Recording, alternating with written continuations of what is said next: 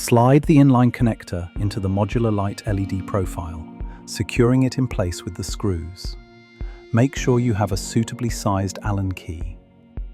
Repeat on the other side before sliding the profile onto the connector. Once the profile is in place, fasten it with the remaining screws on either side. Make sure the profile is secure before continuing. This profile can support LED strip up to 20 mm in width. Turn the profile upside down to attach the suspension kit. Slide the support into the channel on the base of the profile, then screw the wire connector onto the support. Screw the end cap onto the profile to prevent the connector from sliding off the end. When using the profile connectors, the process is the same for joining them together.